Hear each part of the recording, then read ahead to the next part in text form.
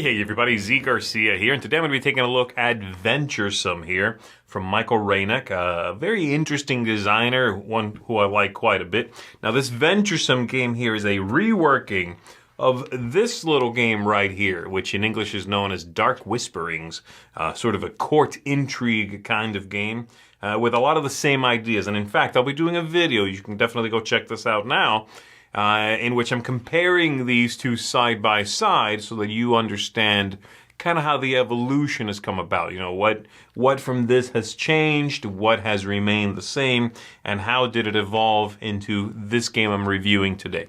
So let's go ahead and take a look at it. It's a card game in which you are going to be playing cards, manipulating what you can play, what you've deployed in front of you, messing with the other players a little bit, trying to, well, get the most points at the end of the game. Let's take a look at it. The game is going to be played over 3 rounds, and at the end of those 3, whoever has the most points is going to be the winner of the game. To start the game, we're going to shuffle up the deck of character cards. Everybody gets 6. Here we're looking at a game for 3 players. And then we're going to shovel up these threat cards, set them there, and the intimidation cards, these can just be set aside until they are needed. Then we are going to reveal 1 card from the threat deck per player at the table, and we are ready to begin. So what the players are going to be doing is trying to score the most of these characters in order to get the most victory points. And on your turn, you are going to be going through some steps trying to achieve that. So the first step is, on my turn, and we'll start with this player here, you will play a card, if at all possible. You will take the card, you will play it. If there is nothing there, it simply begins the line. Later on, if you play another one, it can go to the right or to the left of everything that's already been played.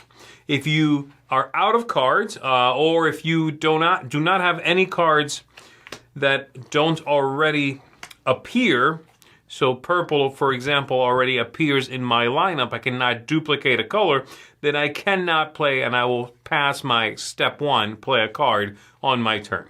So step 2 is going to be to activate the ability. So I play a card, if at all possible, and I activate the ability on that card. Unless it's the absolute last card in my hand, at which point I do not get that ability. And then step 3 is bowing out of the round or finishing up. And that's going to happen if you played your last card, you're done, or if you couldn't play a card on your turn because you only have colors that are already represented in your lineup there, all right? Or for some reason you can't play a card. If you get to that step 3, then you must select one of these here threat cards, deal with the consequences. It might remove some cards from that lineup of yours. You will then flip this face down based on whichever one you picked so that that one is no longer available to the other players.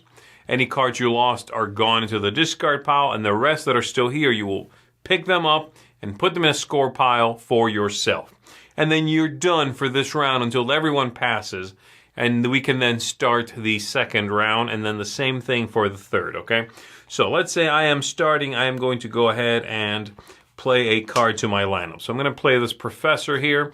He has an ability at the bottom that says I'm going to draw a card from the deck, and then I'm going to put a card from my hand at the bottom of the deck. And as you can see here, it might be a good idea to let one of these 2 go because they are the same card, the same character, the same color. So I'm going to go ahead and let this one go. That's going to go to the bottom of the deck, and that is my turn. Then we go to the next player. The next player takes a look at their hand of cards, and they are going to play one of these.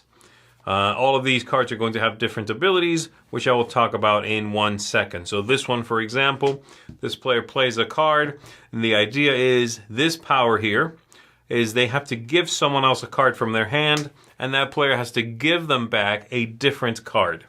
So this player is going to give them back this card. They look at that one, they have to give them back a different one, and that's it for them. Then this player will go, and again, they play a card, and they will take that ability, use that action, okay? So let's go ahead and talk about what these actions are, and then I'll jump the game forward just a little bit so you see how resolution works. So, let's start with this one right here. These purple characters. It's going to let you take a card from your display that is not the one you just played and put it back into your hand. That means you could re-trigger that ability. That's the main purpose there. You've seen this one already. Give someone a card. They must give you a different one back. this character is going to let you grab this entire deck, put one card as the revealed card, and no one can play this character while this is face up sitting up there. Playing further cards of this type lets you change this if you want to a different character. All right? So this is face down until it is triggered by this. And it does reset and clear away between rounds. So that's that one. We've seen these. The red one here lets you take a card from your display and switch it with a card in someone else's display. Cannot be the one you just played, i.e. this card. All right. And then besides that, we've also got then this character, the photographer, has no special ability. And I'm trying to think if I'm missing any of them. This character here, you will swap your hand of cards with another player at the table. So that's what's going on. That's what the players are doing, trying to get these cards in front of you. I already talked about scoring, or that you will be scoring, but I haven't mentioned how scoring works. I'm going to get to that one in just a little bit. Let me go ahead and jump the game forward, though, get these lines built up so that these players are, start to get forced to pass. So the players have now played several rounds. Cards have moved around, been picked back up. The cards have switched places. You will notice that in front of me here, there are 2 purple cards. And that is because when you play a card, you must not have that color in front of you. When you swap cards with other people, you may have a card of the same color as something you already have. Or you can give someone else a card of a color they already have. So that's fine. You just can't introduce one during your step 1 where you play a card of a color present there. It is this player's turn. They're about to play their last card, okay? So I play the last card from my hand. This ability normally would let me swap out which character is canceled right now, which one cannot be played. But it's the last card in my hand, so the ability does not trigger.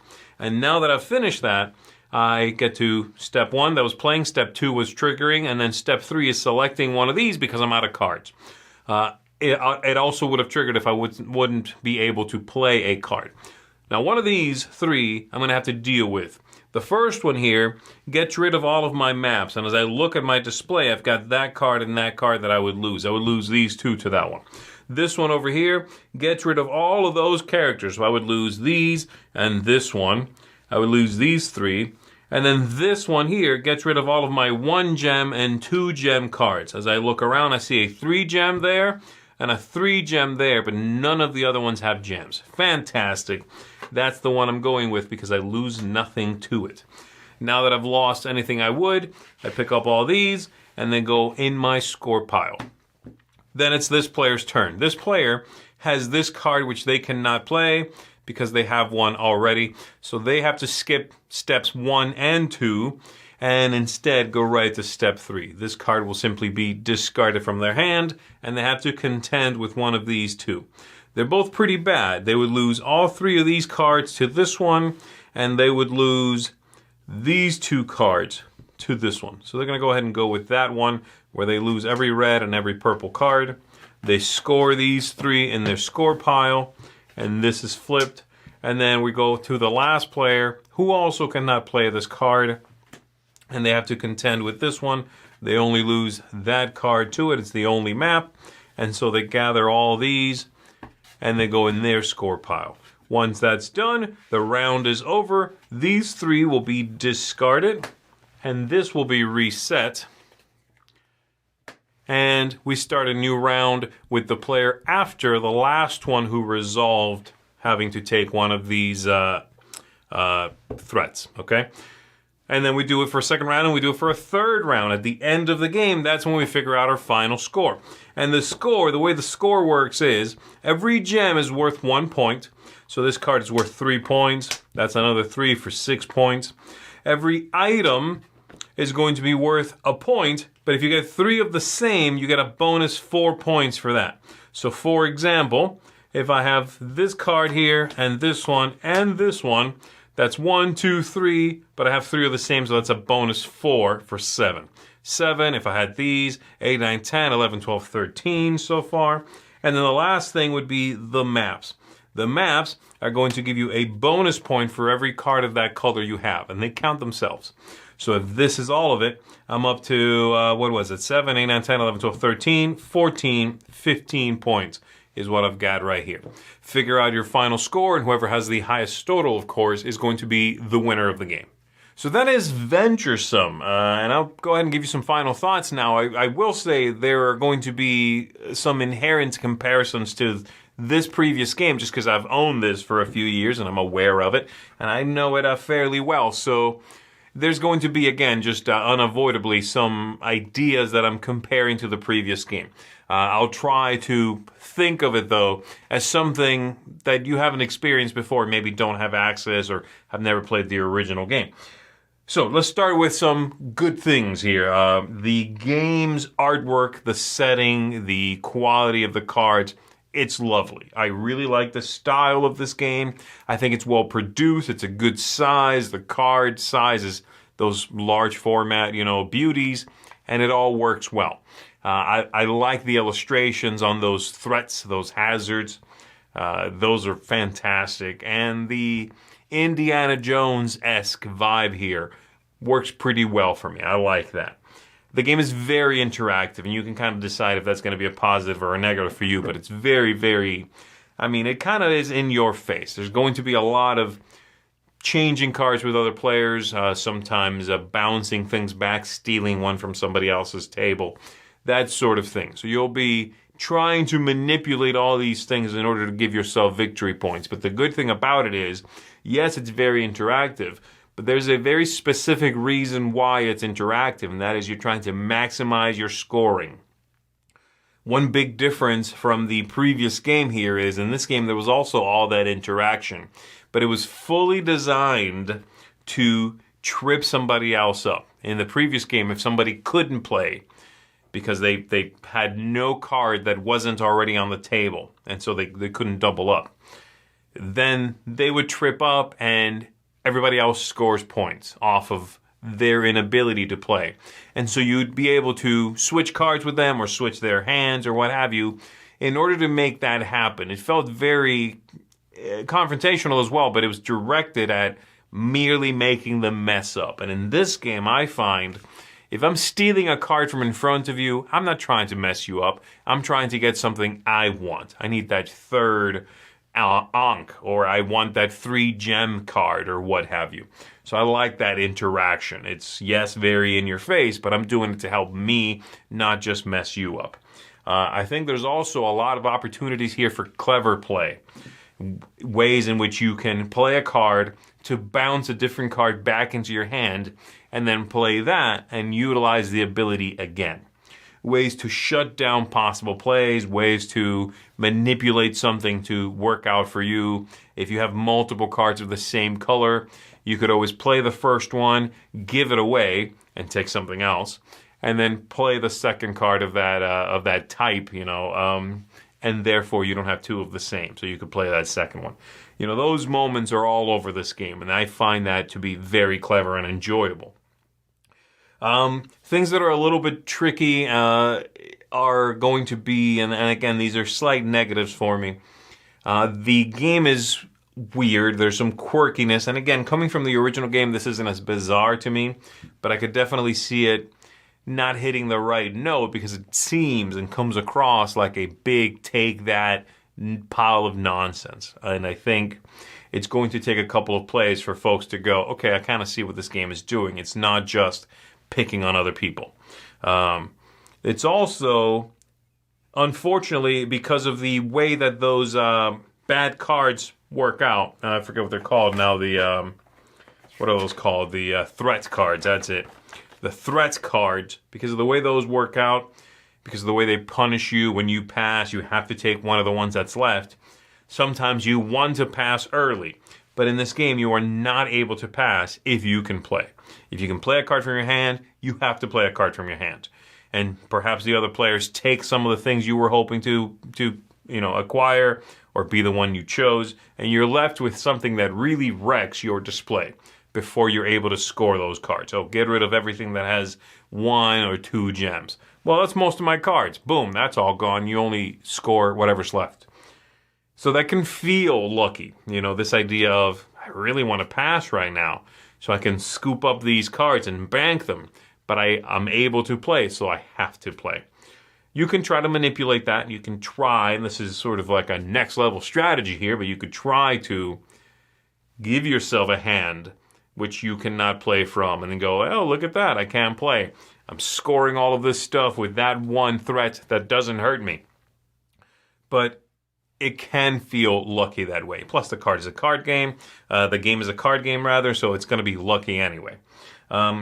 I do think the scoring is very interesting in this one, so I like that very much. But yeah, my main negatives would be it can feel very lucky, certainly. There can be that interaction that some folks are going to perceive as very negative, and I think the game is tricky to wrap your head around at first. The scoring actually is probably my biggest plus, especially when compared to the scoring and how it worked in the original game. And if you don't know what I'm talking about, again, let me recommend to you that you check out the video in which I compare these two, and this will make a lot more sense, all right? So there you go. For me, I think this is a clear improvement over the original game here, and one that I very much enjoyed, but I can see its flaws, and I know it's certainly not a game for everybody. It's a fun diversion. It's dynamic. It's interesting. It's certainly helped by its theme and its look and its production, but it is not the most mentally stimulating game, and it can certainly have swings of luck in it that simply devastate you. But I like it. I'm going to give this one a 7.5. That is going to be a seal of approval. And like I said, for me, Michael Reineck continues to do interesting designs, continues to evolve previous designs into interesting new takes on those things. I would say this is one of those. So Venturesome, 7.5 for me. And that's going to do it, folks. My name is Z Garcia. Thank you very much for watching. I'll see you on the next one.